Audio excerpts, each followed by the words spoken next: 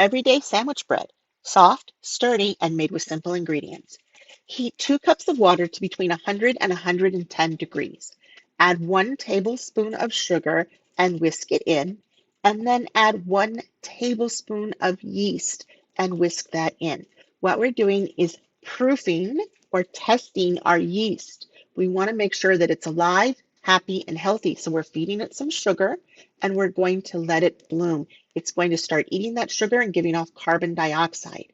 When our yeast looks like this, then we know it's time to bake with it.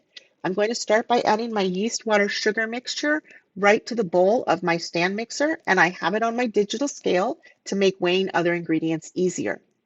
Now I'm going to add in 60 grams of raw honey. You absolutely can use sugar or you can use maple syrup instead. I'm going to add in 2 teaspoons of salt, and then I'm going to add in 2 tablespoons of room temperature softened butter. Now we're going to tare our scale, meaning I'm going to press that button that zeroes it out to make sure I'm only weighing the ingredients I'm adding and not what I already have. And I'm going to add 3 cups, 360 grams of flour. I'm using all-purpose flour here. We are going to use between 4 and 5 cups of flour in the recipe, but we're going to start with 3. Now I'm going to transfer this to my stand mixer. This is a bread hook, and it's going to help me to knead this dough, so I'm not going to be kneading by hand with this loaf. I'm going to put the bowl onto my stand mixer. Always make sure you lock it in, and then when you close your tilt head mixer, make sure you're locking it. On the other side I have a lock, and I'm turning it on low. I'm going to go ahead and get this started, and it's just going to get a quick mix done here, and then I'm going to go ahead and stop it, and I'm going to add my 4th cup of flour. So this is cup number 4 of my 4 to 5 cups of flour. I'm going to go ahead and start this machine back up again on low, and we're just going to get that flour incorporated. Now I'm going to go ahead and stop it here, and I'm going to use a rubber spatula, and I'm just going to knock down all the flour on the edges. I want to make sure it's all being incorporated very well. You don't want to add too much flour, and so you don't want to have some sitting around the side and then you keep adding thinking you don't have enough. Now we have 4 out of our 5 in here so far. Depending on your dough, you'll know what you need. Now you see mine is still very drippy, very soft. So I'm going to go ahead and just use the whole 5th cup. If your dough is already stiffer, 4, 4.5. If it's still very soft, you might even go to 5.5 total. Add slowly. So our stand mixer, you can see, is working our dough here, and it's starting to get thicker. We're just going to go ahead and let the stand mixer mix this in and then start kneading the dough. It's going to start pulling away from the edges and have less of a batter consistency and more of a dough consistency. Now we're going to take another bowl. I'm using extra virgin olive oil, extra light extra virgin olive oil, and we're going to coat our bowl. Then we're going to transfer our completed dough to this bowl for it to start its rise. This is a very, very soft dough. I probably could have used an extra half cup of flour, but these loaves still came out beautiful. So I'm glad I didn't make any changes. But what I'm going to do now is I'm going to fold this dough over on itself. I notice it's a little sticky, so I'm going to go ahead and flour my hands. Fold this dough over on itself. I'm making sure there's oil on every surface. I'm going to flip it once in the bowl, and then I'm going to cover this and I'm going to set it aside so that it can start to rise. That yeast is going to make it rise.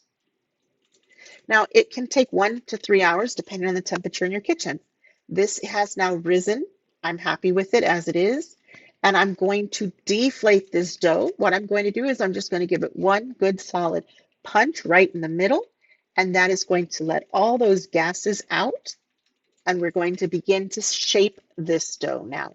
I'm flouring a clean counter, and I'm going to turn my dough out from my bowl and onto this counter to begin shaping it. Again, you can see this is a very, very soft dough that we're working with here. And what I'm going to do is I'm going to fold it over on itself. I'm going to continually move to the middle. So I'm picking up one side, the other side, moving to the middle until I get a ball. Then I'm going to flip this over so it's seam side down. I'm going to pull it towards myself a little bit to give it a little tension. I'm going to let this rest for about 10 minutes. Then I'm going to come back and I'm going to cut this in half. Now these are going to form our two loaves. We're going to shape each half, each individual loaf now into a ball in the same manner. We're just bringing it in on itself, giving it tension, rolling it up, and then we're going to let each ball rest for about 2 minutes. And in that time, we're going to go ahead and get our pans out for oiling. So what I'm going to do is I'm going to start stretching this dough into a rectangle. Now, I don't want to do this by using a rolling pin. I want to do this gently. So you can see I'm just kind of patting it out, letting it spring back. It's a very elastic dough.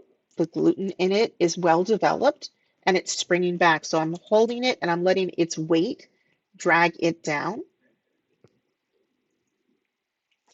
Now, if you like recipes like this, watching me cook from scratch, I am making a whole bread collection. And if you missed any of the ingredients, the recipe will be in the comments. So what I just did once I had my rectangle was fold it in thirds on itself.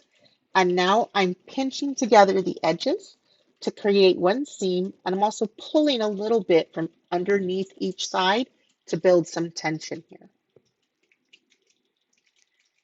Once I have all of my edges pinched together, I have a good seam, I'm going to set this aside. I'm going to do my second loaf, and then I'm going to be ready to put these in the pan. So seam side down into the pan, and we're going to let these rise now. Again, you can see how small they are. They need to fill that pan. This will be a shorter rise, maybe a half hour to an hour and a half. But again, we're going to see that the yeast has done its job and it's puffed these up inside these pans. We're going to go ahead and preheat our oven to 350 degrees, and we're going to bake these about 30 minutes. When they're first out of the oven, leave them to cool in the pan on the rack, coat them in a little bit of butter. Then we're going to take them out of their pan and cool them directly on the rack. Wait until they're completely cool to slice. Slice as you need. I will link my breads playlist. Feel free to follow along.